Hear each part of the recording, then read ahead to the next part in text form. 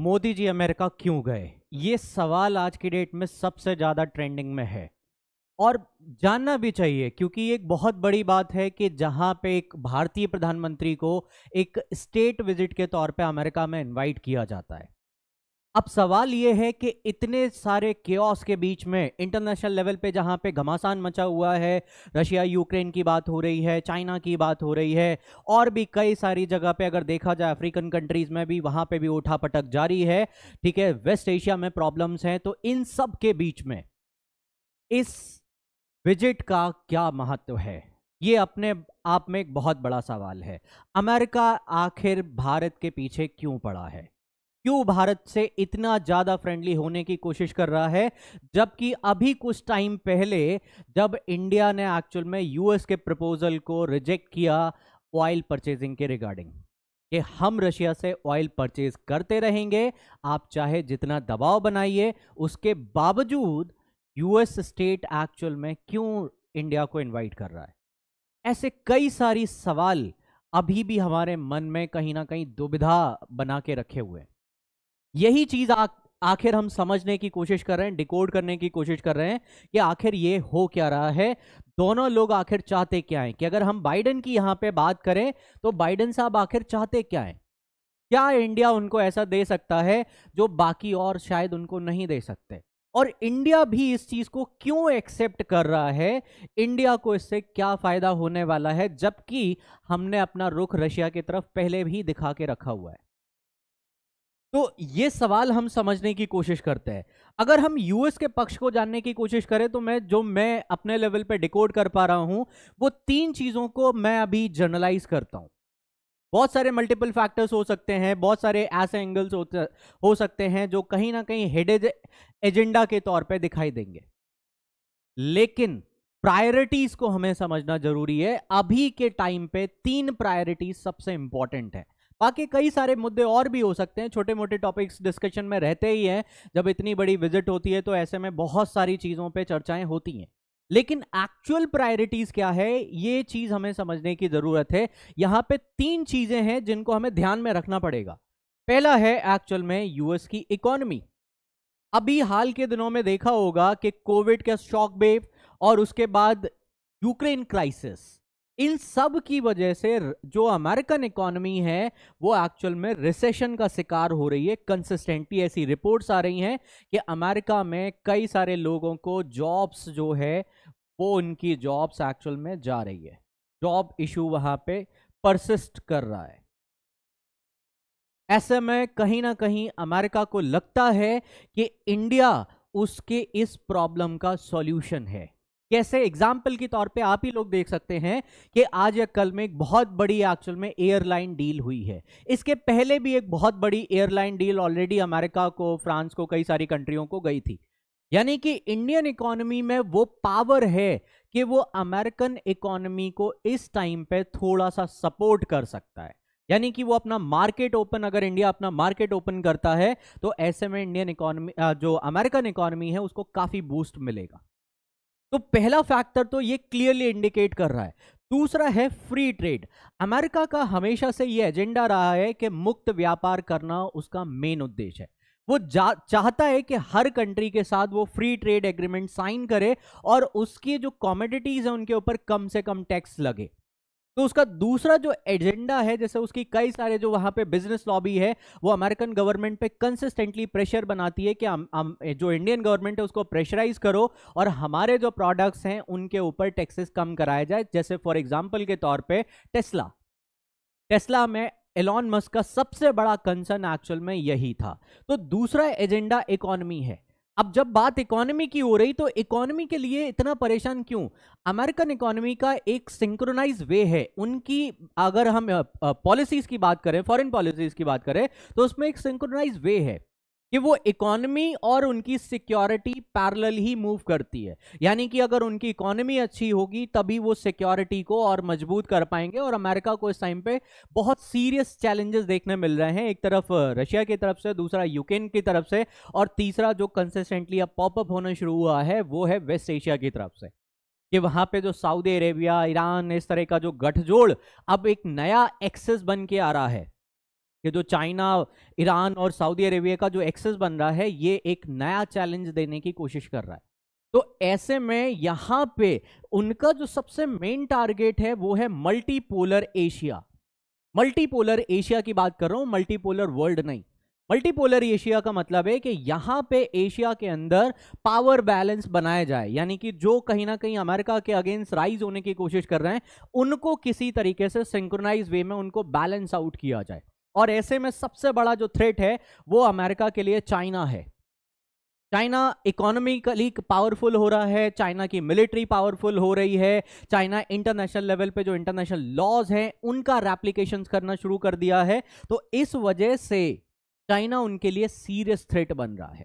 China के अंदर आज की डेट में वो कैपेबिलिटी है कि वो एक्चुअल में इंटरनेशनल लॉ को ड्रॉ भी करा सकता है। तो ऐसे में चाइना की जो हेजेमोनी है, जो उसकी क्षमता है, चाइना की क्षमता को रोकने के लिए उनको इंडिया की जरूरत है। Multipolar Asia. दूसरा जो सबसे बड़ा कारण है यूक्रेन वॉर। यूक्रेन वॉर की अगर हम बात करें तो वो अभी भी कंटिन्यूएशन में है, और अमेरिकन लॉबी, अमेरिकन स्ट्रैटेजिस्ट को आज भी ये लगता है कि अगर इस वॉर को कोई पीस की तरफ ले जा सकता है तो वो इंडिया ही है। क्योंकि इंडिया के जिस तरीके से क्लोज टाई है चाइना वहां पे रशिया के साथ में, इंडिया में वो कैपेबिलिटी है कि वो यहाँ पे पीस नेगोशिएशन का एक काम कर सकते हैं। तो उनके लिए तो दूसरा सबसे बड़ा ऑब्जेक्टिव है वो है यूक्रेन। उसके बाद बात करें पॉलिटिकल इशू पे, तो शायद इस चीज पे बहुत सारे लोग गौर नहीं कर रहे हैं। बहुत सारे स्ट्रैटेजिस्ट, आई थिंक बहुत सारे जो राइटर्स हैं, जो बहुत सारे स्कॉलर्स हैं, वो इधर पे नजर नहीं डाल रहे। बट मेरा मानना यह है कि इस टॉपिक पे भी डिस्कशन होगा WTO नॉर्म्स को लेके, क्योंकि WTO इस टाइम पे एक इस तरीके का अखाड़ा बन चुका है जहां पे ये लोग कंसिस्टेंटली फाइट कर रहे हैं कि इंडिया, चाइना, ऐसी कंट्रियां अपने हिसाब से, अपने फायदे के लिए एक्चुअल में WTO को या कहें कि अपने ऑब्जेक्टिव फुलफिल करने के लिए WTO को इस्तेमाल करना चाहते हैं, या WTO में बैलेंस इक्वेशन बनाना चाहते हैं। अगर बैलेंस इक्वेशन कहा जाए तो ज्यादा बेटर रहेगा।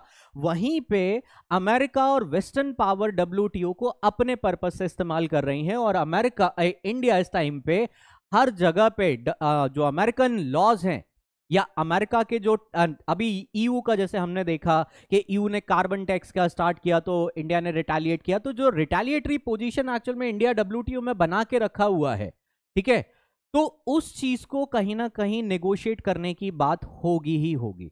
तो WTO नॉर्म्स एक बहुत बड़ी इंपॉर्टेंट चीज है जो डिस्कस हो सकते हैं। दूसरा इंपॉर्टेंट चीज है कि WTO को लेके अब अगला जो कॉन्फ्रेंस है वो बहुत महत्वपूर्ण है। उसमें एक्चुअल में सर्विस सेक्टर जैसी चीजों को लेके वहां पे समन्वय बनाने की कोशिश हो रही, वहां पे बैलेंस बनाने की कोशिश होगी। इसीलिए एक्चुअल में पॉलिटिकल इश्यूज पे भी देखा जाए तो WTO बहुत बड़ा एजेंडा है जो हो सकता है कि इंडिया और US के बीच में डिस्कस हो, और US के पॉइंट ऑफ व्यू से ज्यादा इंपॉर्टेंट है। दूसरी इंपॉर्टेंट चीज पॉलिटिकल लेवल पे है पॉलिटिकल ग्रुपिंग। पॉलिटिकल ग्रुपिंग में अगर तुम देखोगे तो क्वाड जैसे ग्रुप इंडिया के साथ जो बनाए गए वो रिलेटिवली उतने सक्सेसफुल नहीं हुए जितना उनसे एक्सपेक्ट किया गया था। कि इंडिया जो है वहां पे ऐसे ग्रुप्स में आके एक मिलिट्री अलायंस क्रिएट करेगा, उसका एक प्रॉपर पार्ट बनेगा, साउथ चाइना सी में उसका हिस्सा बनेगा। बट ऐसे जो ग्रुप्स हैं ना, वो बहुत ज्यादा टेक्निकली सक्सेसफुल नहीं हो पाए। जिस तरीके का ऑब्जेक्टिव एक्चुअल में यूएस को चाहिए, वो ऑब्जेक्टिव एक्चुअल में यहां पे पूरे नहीं हो पा रहे।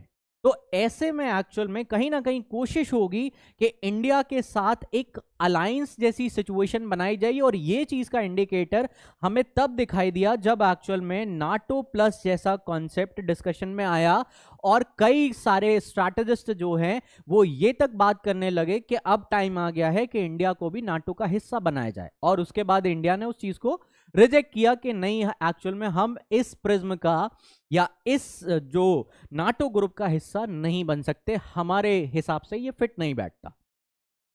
तो ये चीजें एक्चुअल में कहीं ना कहीं डिस्कस होने वाली हैं। इसी तौर पे अगर देखा जाए तो इंडिया को एक्चुअल में क्या चाहिए यूएस से? इंडिया को बेसिकली ICET, यानी कि अगर देखा जाए यहां पे क्रिटिकल, ठीक है, जो क्रिटिकल टेक्नोलॉजीज हैं, जो क्रिटिकल इमर्जिंग टेक्नोलॉजीज हैं, जो इंटरनेट की दुनिया में अगर देखा जाए जो क्रिटिकल टेक्नोलॉजीज होती हैं, इंडिया को इस टाइम पे उनकी बहुत जरूरत है।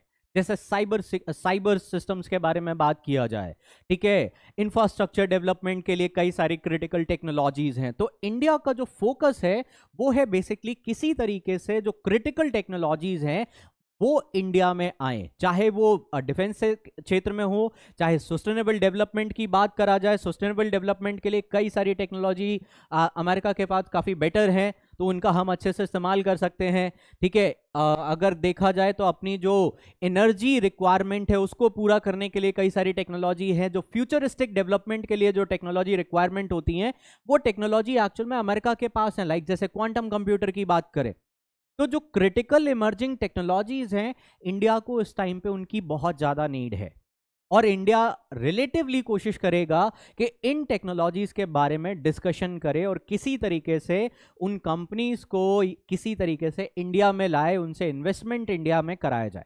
तो उनका जो फोकस है इकोनॉमी में यहाँ पे ज़्यादा देखने मिलता है।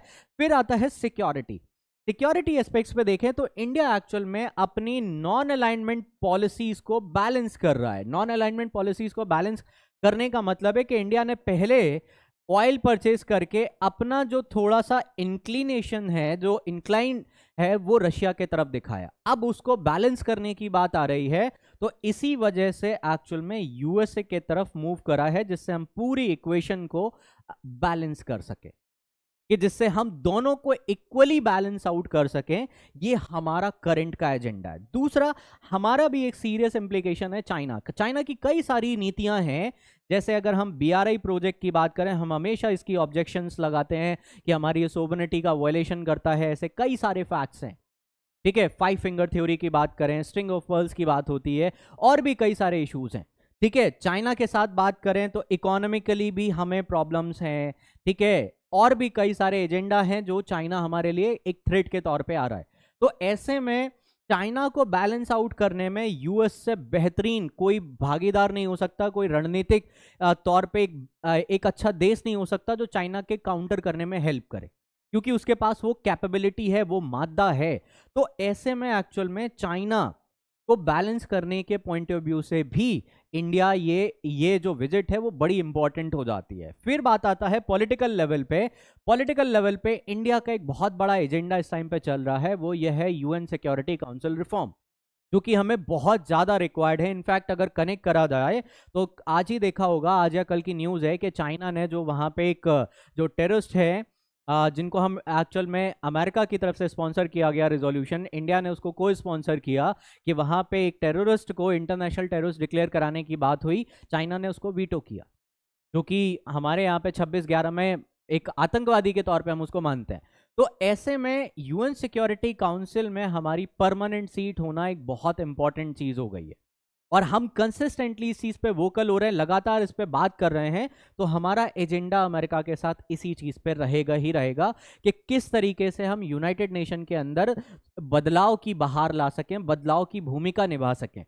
इसी तरीके से दूसरा एक मेरा जो मानना है वो है equal international order. Liberal international order की बात नहीं कर रहा हूं, इक्वल इंटरनेशनल ऑर्डर, बराबरी का इंटरनेशनल ऑर्डर। अब इंडिया लिबरल इंटरनेशनल ऑर्डर की बात नहीं करता है, इक्वल इन द सेंस कि जहां पे इंडिया को भी वही पोजीशन मिले जो बाकियों को मिलती है, यानी कि नो प्रिविलेज ऑप्शन, ठीक है। कि अगर आप अमेरिका ने जो कहा सब लोग वो करें, या बाकी कंट्री ने किसी सुपर पावर ने ये कहा तो वो करें, ये चीज नहीं। अब अगर रूल है तो जो रूल ऑफ लॉ है, रूल ऑफ लॉ की जब बात होती है वो सबके लिए इक्वल रहे, चाहे वो रशिया रहे, चाहे चाइना रहे, चाहे अमेरिका रहे, कोई भी रहे, सभी इंटरनेशनल ऑर्गेनाइजेशन में एक्चुअल में रूल ऑफ लॉ होना चाहिए, किसी को प्रिविलेज नहीं होना चाहिए। इसीलिए मैं इस चीज को बोल रहा हूं इक्वल इंटरनेशनल ऑर्डर। इंडिया की जो भूमिका है ना वो लिबरल इंटरनेशनल ऑर्डर नहीं बल्कि इक्वल इंटरनेशनल ऑर्डर की बात है। हम चाहते हैं कि सभी लोगों को, चाहे वो हमसे नीचे कोई कंट्री हो, एलडीसी कंट्रीज की बात हो, चाहे हमसे ज्यादा पावरफुल कंट्रीज की बात हो, हम हर मायने में चाहते हैं कि सभी लोगों को अपने इंटरेस्ट सिक्योर करने के लिए ऑप्शन इंटरनेशनल ऑर्डर्स में होना चाहिए। ये हमारा एजेंडा है, ठीक है, तो ये चीजें अभी हाल फिलहाल में चल रही हैं। अब आगे देखते हैं आगे क्या होता है, कल परसों तक का हमें वेट करना होगा कि क्या चीजें चल रही हैं। उसके बाद फिर हम लोग एक इवैल्यूएट करेंगे कि कितना सक्सेसफुल रहा ये जो विजिट है, कि क्या चीजें और हो सकती थी, कहां पे हम थोड़ा सा ट्रैप में रहे। तो ये चीजें हम आगे चल के देखेंगे। All the best, take care.